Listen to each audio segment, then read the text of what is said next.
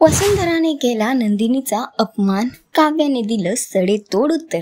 लग्नानंतर होईलच प्रेम या मालिकेची कहाणी खूपच इंटरेस्टिंग होताना दिसते. मालिकेत ट्विस्ट आणि टर्न्स बघायला मिळत आहेत. मालिकेत एक मोठा ट्विस्ट येऊ घातला, ज्यानंतर चौघांची आयुष्य बदलली आणि या सगळ्यातच आता नंदिनी आणि काव्यामधला दुरावा वाढत चाललेला आहे. पण या सगळ्यातच नंदिनीची साथ देणं काही सोडत नाही आहे काव्या. येणाऱ्या एपिसोडचा नवीन प्रोमो समोर आलेला आहे, जिथे आपण बघू शकतो की माहेरी जाऊन आल्यानंतर नंदिनी घरातल्या सगळ्यांना गिफ्ट देते. आधी आईला गिफ्ट देते आणि म्हणते की आईंनी हे गिफ्ट तुमच्यासाठी पाठवलंय म्हणून, आणि त्यानंतर वसुंधराला देते, म्हणते की आत्या हे गिफ्ट तुमच्यासाठी. वसुंधरा ते गिफ्ट फेकते आणि नंदिनीला खडे बोल सुनावते. तिला म्हणते की तुला लाज कशी वाटत नाही, एक तुझ्यासोबत एवढं काही झालं, एखादी मुलगी असती तर आत्महत्या केली असती आणि तू इथे तोंड वर करून उभी आहेस.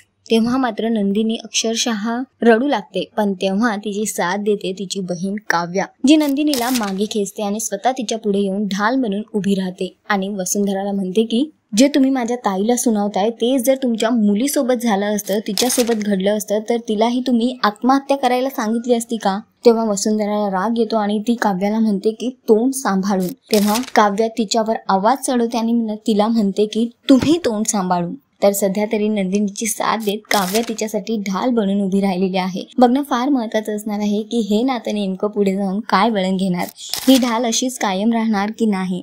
सध्या तरी शोचा ट्रॅक खूपच इंटरेस्टिंग होताना दिसतोय. तुम्हाला किती आवडतोय हा ट्रॅक आम्हाला कॉमेंट करून नक्की सांगा आणि अशाच टेलिव्हिजन अपडेटसाठी टेलिगप्पाला लाईक, शेअर, सबस्क्राईब नक्की करा.